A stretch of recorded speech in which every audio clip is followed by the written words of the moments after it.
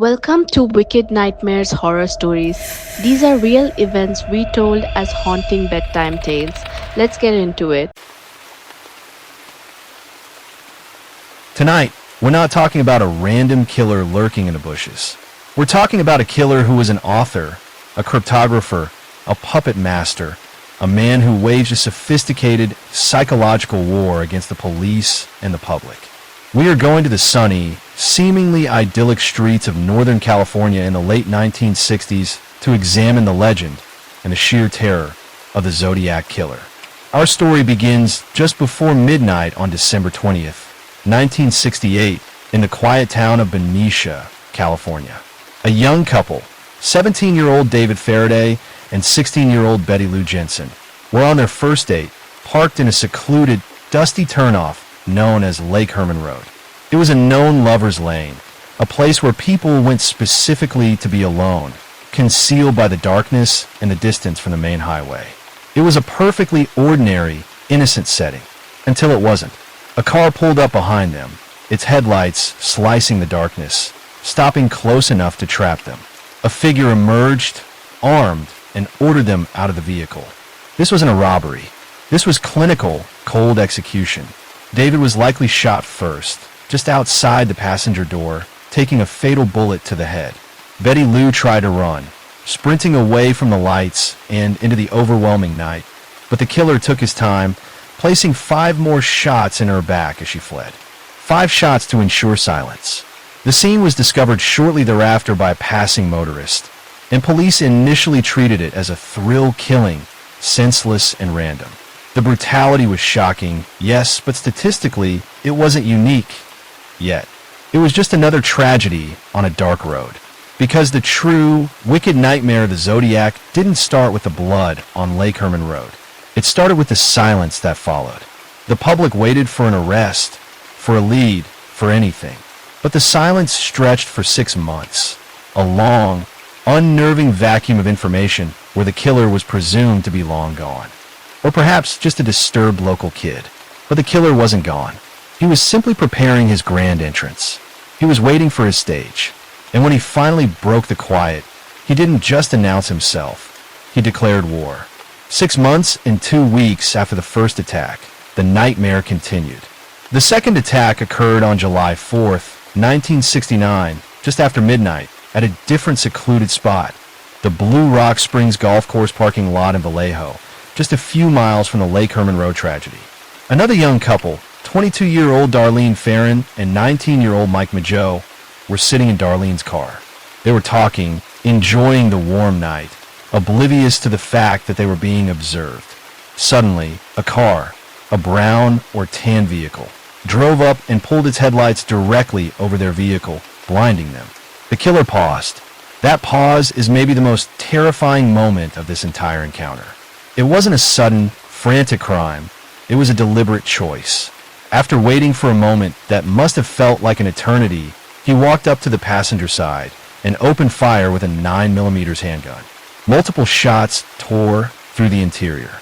Darlene died at the scene, but miraculously, Mike Mageau survived, though gravely wounded, becoming the Zodiac's first and only direct witness. Mageau would later describe the killer as a short, stocky man who seemed to take chilling satisfaction in the act, shining a flashlight into their faces just before he fired.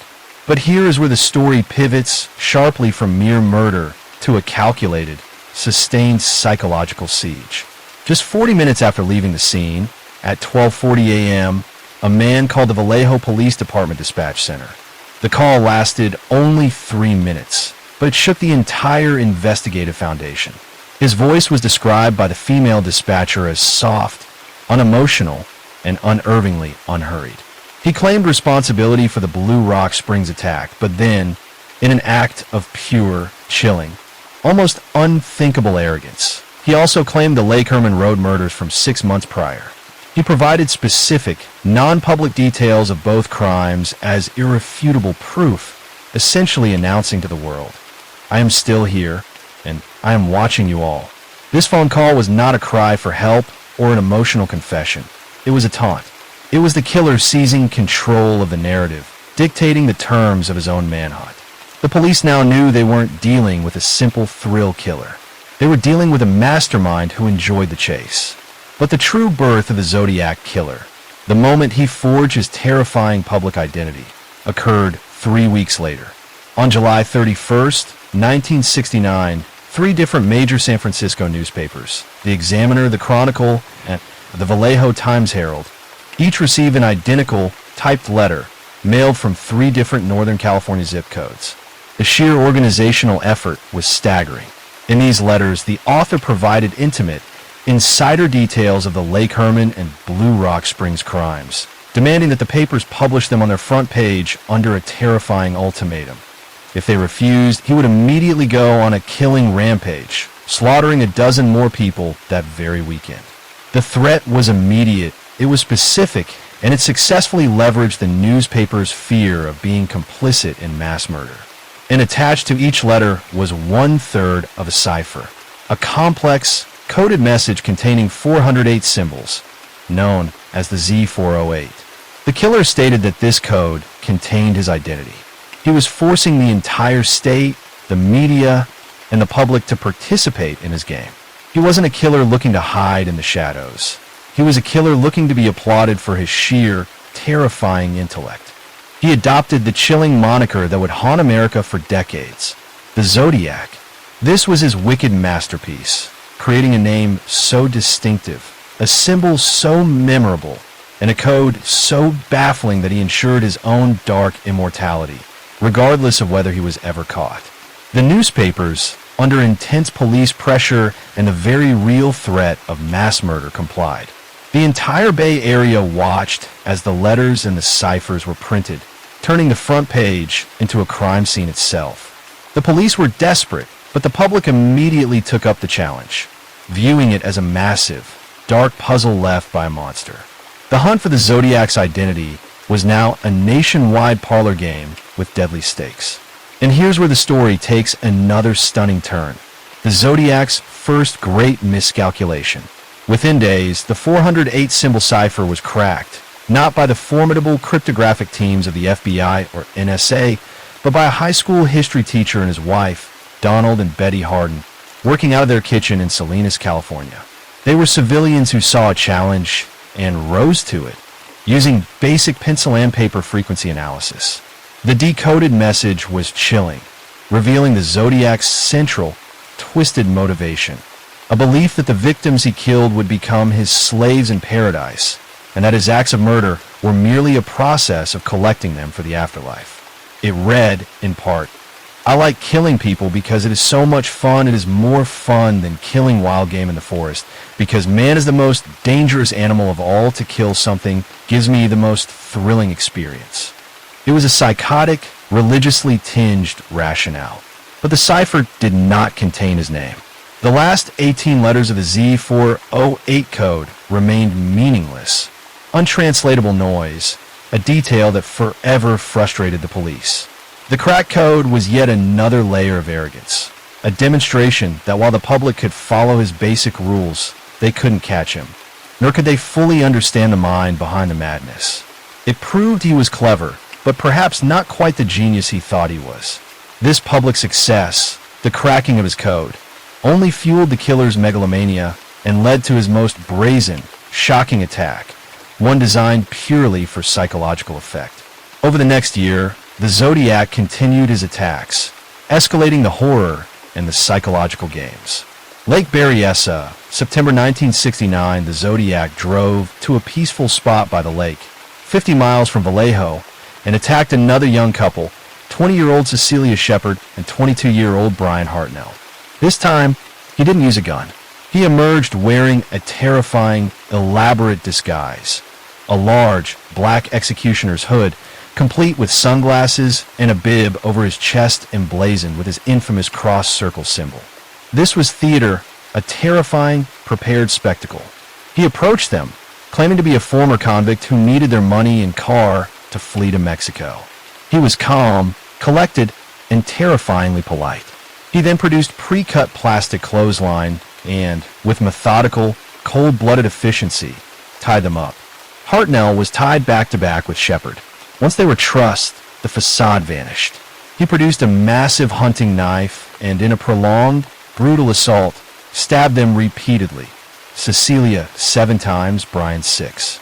Hartnell later recounted the chilling feeling of being unable to move, only able to watch the hooded figure slowly, deliberately inflict his wounds. Cecilia Shepard's last coherent statement described her confusion about why the man had tied them up only to stab them. He left them bleeding, near death. Then, with horrifying composure, he walked to Hartnell's car and, using a black felt pen, meticulously drew his cross-circle symbol on the door, complete with the date, the time, and his kill count. Valgio/12-20-68/7-4-69/September 27-69/2-0. This chilling signature was meant not just for the police, but for the world. He then drove 27 miles to a payphone outside the Napa County Sheriff's Office and, for a third time, calmly reported his own crime. "I want to report a murder." "No, a double murder. I'm the one who did it." He left behind a scene of pure, unspeakable psychological torture, clearly intended to leave survivors and witnesses who would never be the same. Cecilia died 2 days later. Brian survived. Paul Stine, October 1969, the Zodiac moved into the heart of San Francisco, crossing the psychological border from suburban terror to urban nightmare. He hailed and murdered cab driver Paul Stine in the exclusive, quiet, and affluent Presidio Heights neighborhood. This was the boldest, most audacious strike, hitting the city itself. Stine was shot once in the head. The scene was the most critical yet, but a monumental police blunder would cost them their only real chance at capture. 2 teenagers across the street actually witnessed the killer walking away from the cab, wiping down the interior, and provided a detailed description: a white male, stocky build, wearing glasses. However, due to a massive, frustrating communication breakdown on the police radio, the officers responding were mistakenly told to look for a black suspect. When they encountered the actual killer walking calmly away from the scene, they merely questioned him briefly before letting him go, not realizing they had the Zodiac in custody for a fleeting, tragic moment. To prove his involvement and mock the city's failed efforts, the killer sent a piece of Stine's bloodstained shirt to the Chronicle along with yet another letter, cementing his presence right in the heart of the city, just yards from affluent homes. It was a massive insult to the massive police presence now searching for him. The Zodiac sent dozens of letters, all taunting the police, rating their failures, and threatening massive-scale violence, like planting bombs or blowing up a school bus full of children. He even sent another, far more complex cipher, the Z340, a cryptic grid of 340 symbols that, for decades, remained the greatest unsolved code in American criminal history. The Z340 was vastly more complicated than the Z408. It wasn't a simple monoalphabetic substitution, but required diagonal shifts and pattern recognition, resisting every attempt by professional cryptographers for over half a century. The sheer difficulty was the Zodiac's ultimate flex. For years, the entire Bay Area lived under the shadow of a man who could not only commit brutal murder, but could also hide his identity in plain sight.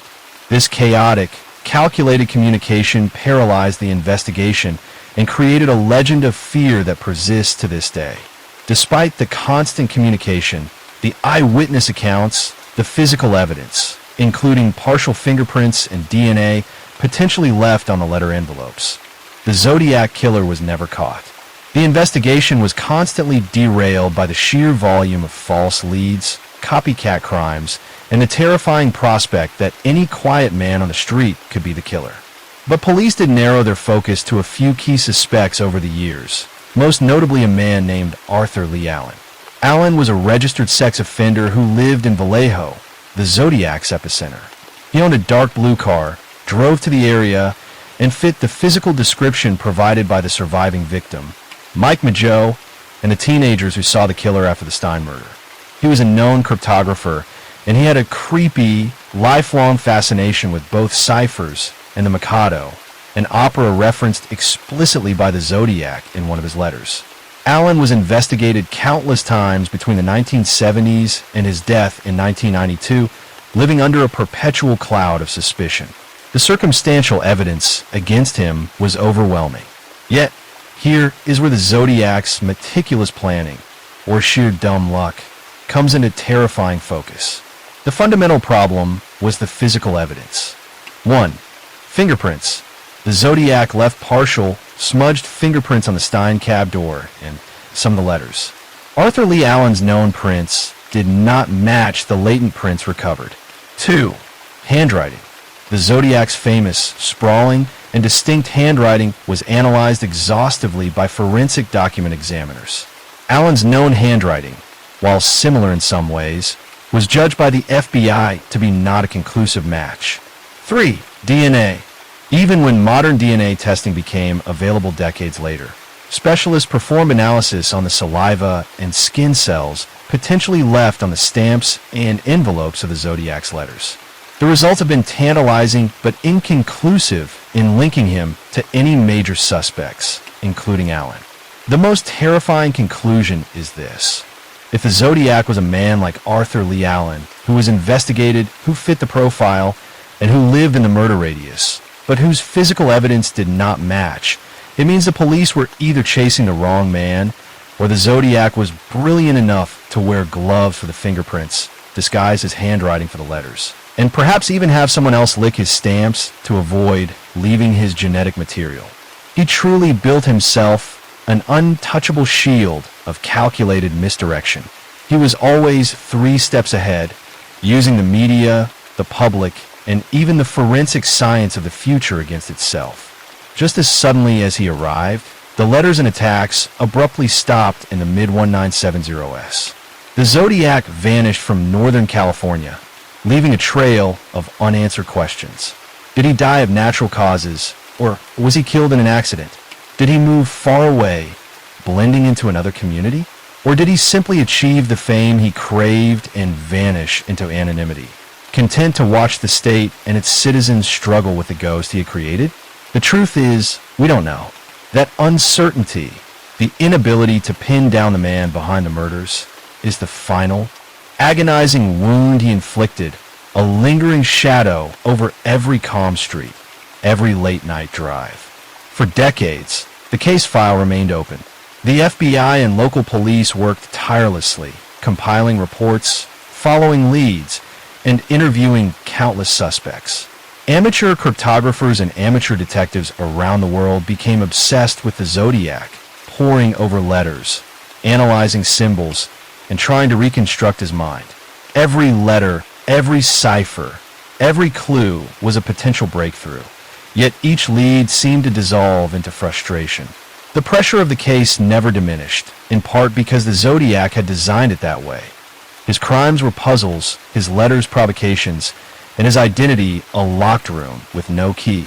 The Z340 cipher, sent in November 1969, remained the crown jewel of the mystery. For over 50 years, it resisted every attempt at decoding.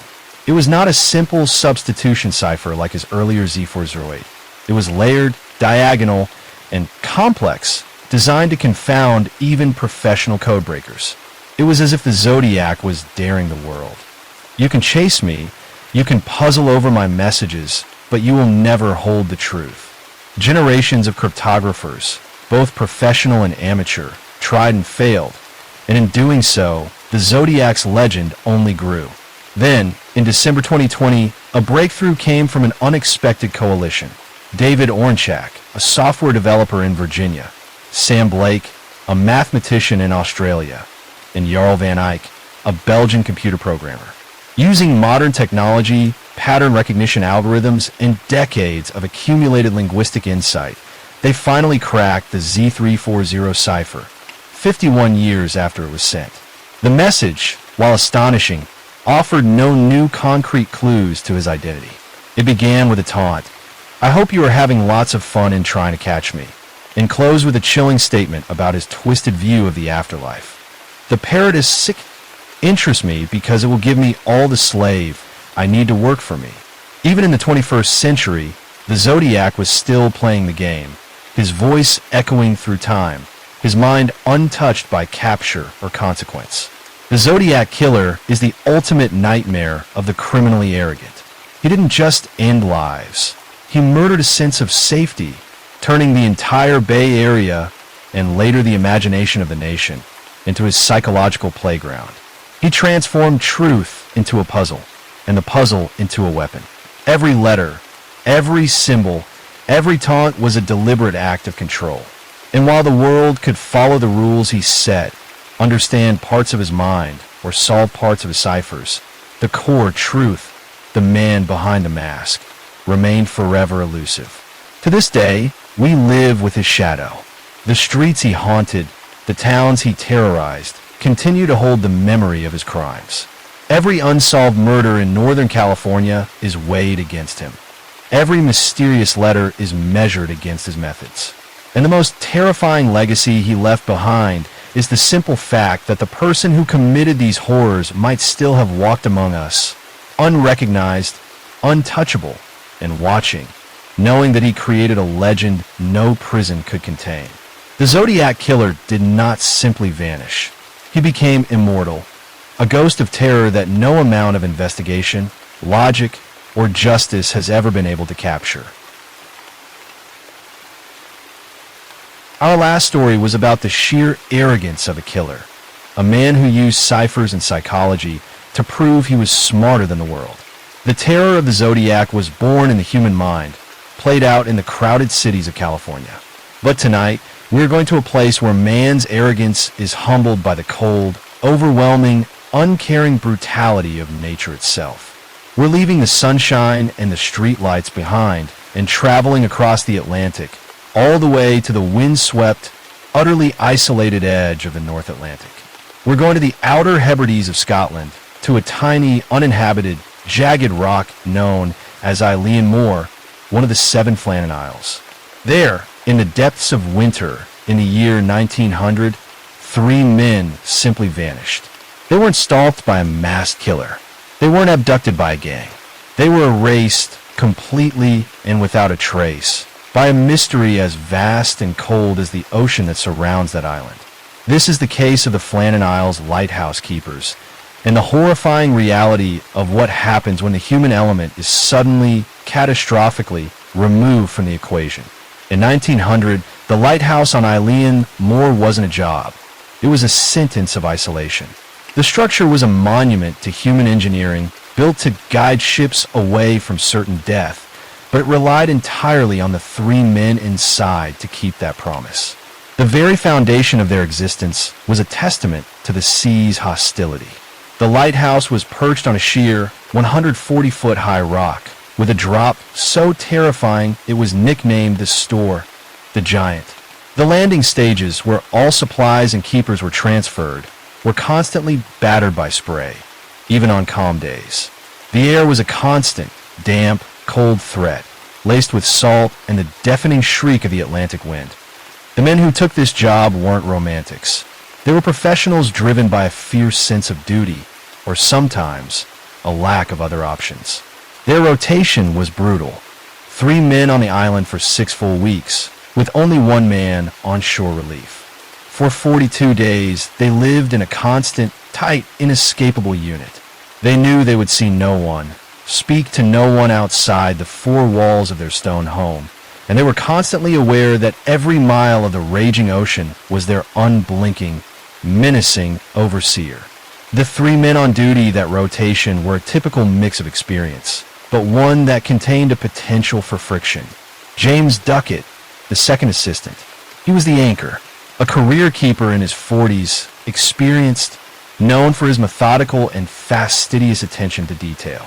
If anyone was going to keep the log perfect and the brass polished, it was Duckett. He was the calming influence. Thomas Marshall, the assistant, another reliable, professional, and generally quiet man. He was known for being intensely reserved, the sort of man who could work 6 weeks straight without complaining, but also without sharing much of his interior life. Donald MacArthur, the occasional keeper. He was the wild card, filling in for the principal keeper, Joseph Moore, the man on relief who knew the station best. MacArthur was known to be less settled. He was temperamental, known to clash with superiors, and held a reputation for being easily agitated and sometimes withdrawn.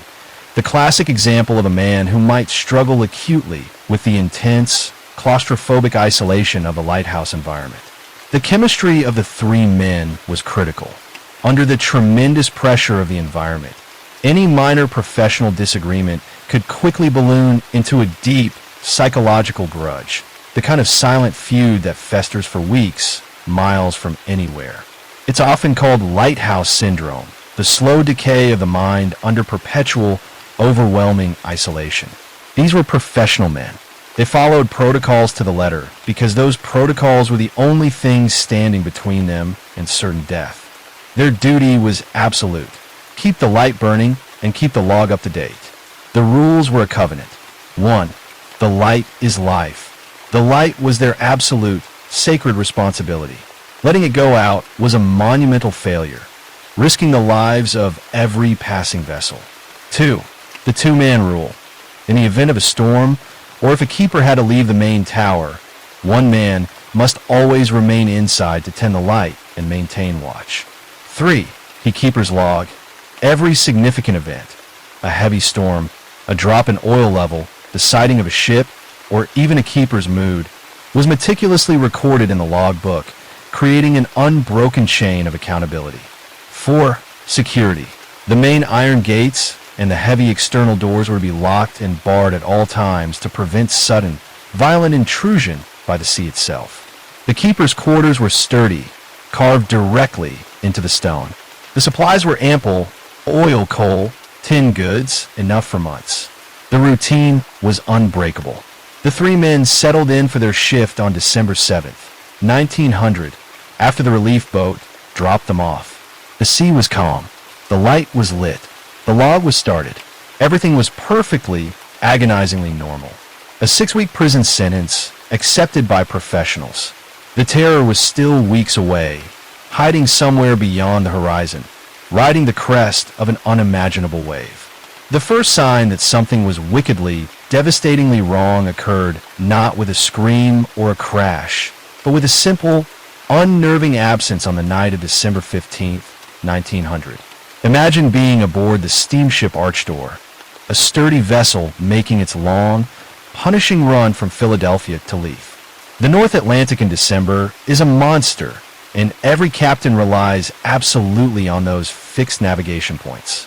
The Flannan Isles Lighthouse was meant to be the Arctur's guiding star here, shining its rotating white beam every 30 seconds, a relentless, unbreakable promise in the darkness. But as the Archdor passed the coordinates late that night, the officers on the bridge strained their eyes against the howling, bitter night and saw nothing. The lighthouse, perched on Eilean Moor, was not just dim or faulty. The light was dark.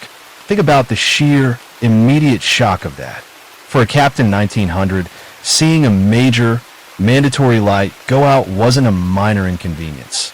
It was a catastrophic failure, a potential death warrant for every ship that followed. The Arctur's log was immediately updated, a meticulous, damning entry: Flannan Isles light, dark. The captain, a man of responsibility, rushed to file his report the moment they docked and leave 4 days later. The alarm had been sounded. The system was activated. But what happened next is an absolute lesson in the arrogance of bureaucracy versus the terrifying reality of nature. The official lighthouse board, sitting warm and dry in their offices hundreds of miles away, simply didn't believe it. They assumed human error. The Archdor captain must have misidentified the island. Surely the light was simply obscured by a temporary storm or low cloud. Lighthouse keepers were professionals. Letting the light go dark was unthinkable. It was inconvenient, but not yet catastrophic. The decision was made to wait. Communication was slow, winter storms were expected, and the sheer logistics of sending a relief vessel to the Outer Hebrides were immense. They figured the men were fine. Perhaps the lens was dirty, or a minor maintenance issue was preventing full power. But one man didn't share that complacency: Joseph Moore. Moore was the principal keeper, the man on relief, waiting ashore to swap back with the men on Eilean Moor. He had trained Duckett and Marshall. He knew their discipline, their almost religious adherence to procedure.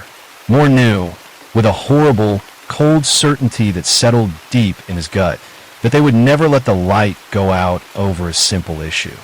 They would crawl, they would fight, they would die before that beam of white light failed. Moore's mounting anxiety was a clock ticking toward disaster, a relentless, psychological torture that the Lighthouse Board, with their assumptions of error, couldn't understand. The days crawled past. December 19th turned into the 20th, then the 24th and 25th. The storms that the board had used as an excuse to delay were now finally clearing enough to permit travel. Finally, agonizingly, on December 26th, 1900, the day after Christmas, 11 full days since the arch door reported the light was out, the relief vessel, the Hesperus, was finally able to set sail from Oban, carrying Joseph Moore and a new keeper. Moore stood on the deck, the sea already churning beneath them. He wasn't just sailing to relieve his colleagues. He was sailing toward the worst kind of dread. 11 days of silence, 11 days of a dark sentinel, screamed only one word: disaster. As the Hesperus approached Eileen Moore, the dread deepened into an icy, sickening certainty. The island was a jagged, black outline against the gray sky. There was no cheerful light. There was no flag raised in greeting. There was no figure standing on the landing stage waving them in.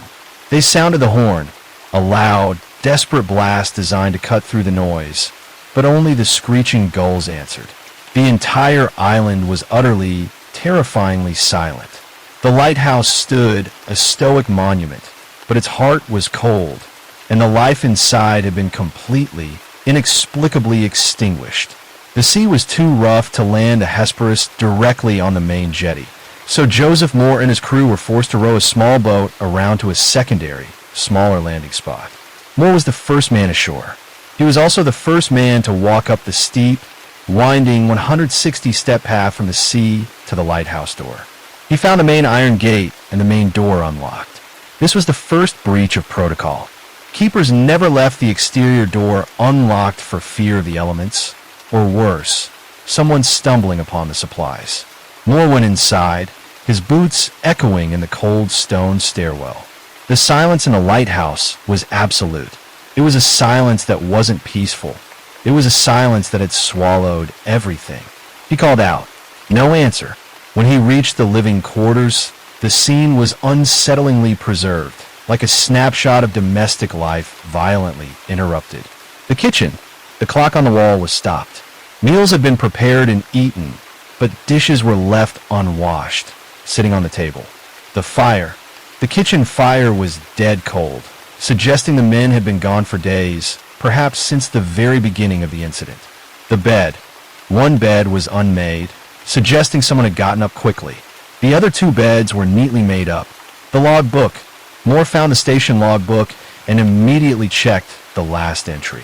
The final entry was made at 9 a.m. on December 15th, the exact day the arch door had seen the light go dark.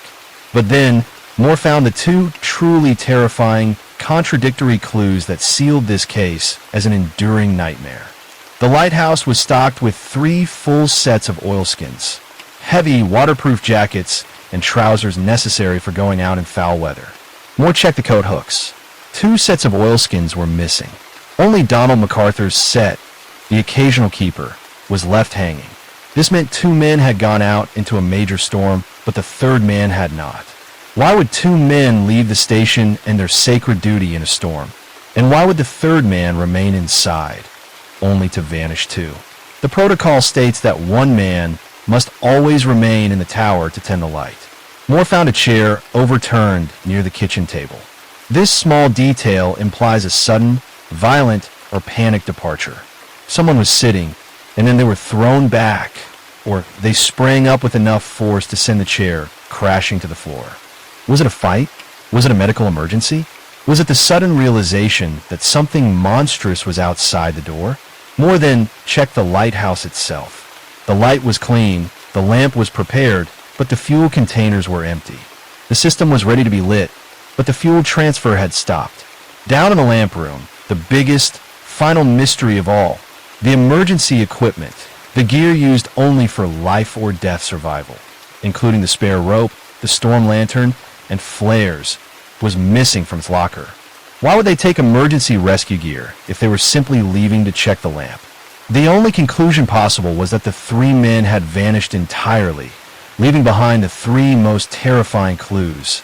2 sets of oilskins, 1 overturned chair, and 0 explanation. The official and most widely accepted theory states that a rogue, giant wave, what we call a Three Sisters wave, swept the island. This theory is built entirely on the physical evidence found outside the lighthouse. A massive section of the 20-foot-high iron railings on the west landing was bent and twisted out of shape. A stone weighing more than a ton was displaced and tossed over the edge. At the higher 110-foot landing stage, ropes and equipment used to secure the cranes were found snapped and scattered.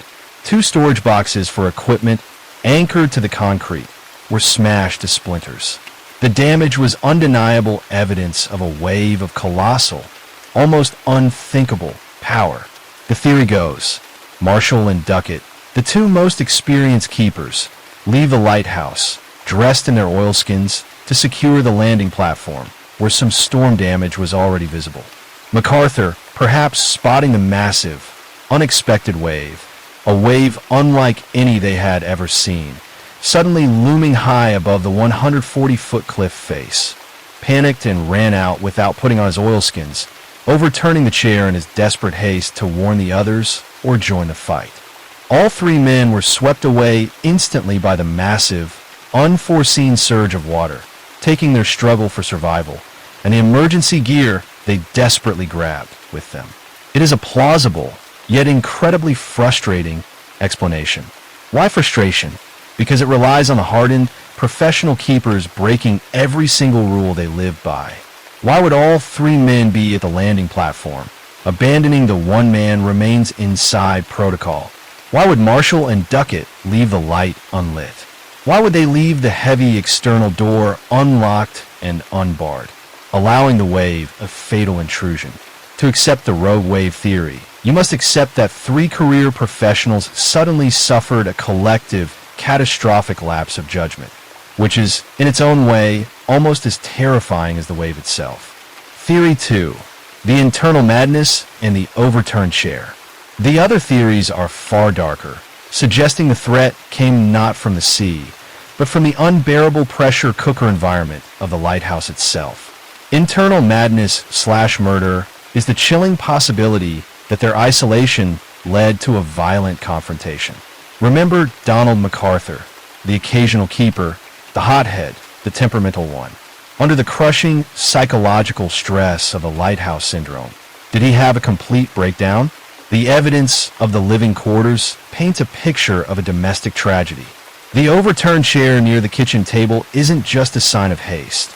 It suggests force of violent recoil or a sudden panic jump from a seated position. Was it a struggle? A desperate defense? MacArthur's oilskins were the only set remaining. This is the crucial detail. If 2 men went out and MacArthur was left inside, why did he leave without his protection? Did he flee, defenseless, from the attack of one of the other men? Or did he commit the violence? If MacArthur was the attacker, he would have no need for oilskins inside the tower, and his final fate, suicide, or throwing himself into the sea, would complete the dark circle.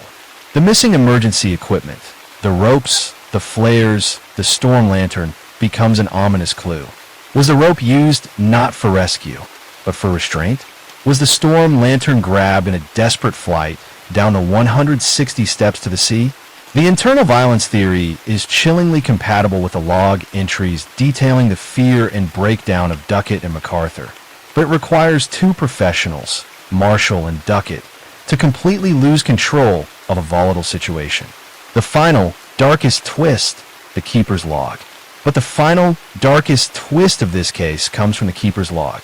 Though Principal Keeper Joseph Moore only found entries up to 9 a.m. on December 15th, later analysis of the original logbook revealed 3 earlier, highly strange entries made just before the disappearance. These entries, written between December 12th and December 15th, contain desperate, Terrifying notes from men who were clearly experiencing a profound existential terror. December 12th. Gale continuing, no break. Duckett bawled out cried. MacArthur ill. Analysis. James Duckett, the experienced, methodical anchor of the team, was reduced to tears. Donald MacArthur, the hothead, was incapacitated by sickness or fear. These are hardened men, broken by the sheer, unyielding pressure of the elements. December 13th. Storm still raging. Oh well, we are all praying. Analysis. The storm, by their own account, was still a threat, yet the sudden declaration, all well, is a bizarre contradiction. It reads like a forced, psychological self-assurance, a prayer desperately written down to keep their sanity intact. December 15th, final storm ended, sea calm. God is merciful. We are leaving the island. This sequence is the enduring, agonizing paradox of the Flannan Isles. It suggests a devastating, life-threatening storm hit days before they were found, reducing the keepers to emotional and religious desperation. But the final entry, storm ended, sea calm. God is merciful. We are leaving the island. Makes absolutely no logical sense. Why, when the storm had passed, the sea was calm, and they felt mercifully safe, would they suddenly break protocol, leave their sacred, unlit duty, and announce they were leaving the island? Where are they going? Did the storm reveal something to them? Did something come with the calm? The only ship recorded near the area was the Archdoor, which saw the light dark later that night, meaning they left, or were taken, sometime between 9 a.m. and midnight. The men of Eilean Moor did not leave a single, traceable, concrete clue. They left behind a tidy house, a stopped clock, an overturned chair, and a final, terrifyingly cryptic message that remains one of the greatest, coldest, and most haunting nightmares in maritime history. The island kept its secret perfectly, leaving us only to struggle with the impossibility of their final moments. That was another real bedtime story from Wicked Nightmares Horror Stories. Make sure you subscribe so you don't miss what comes next.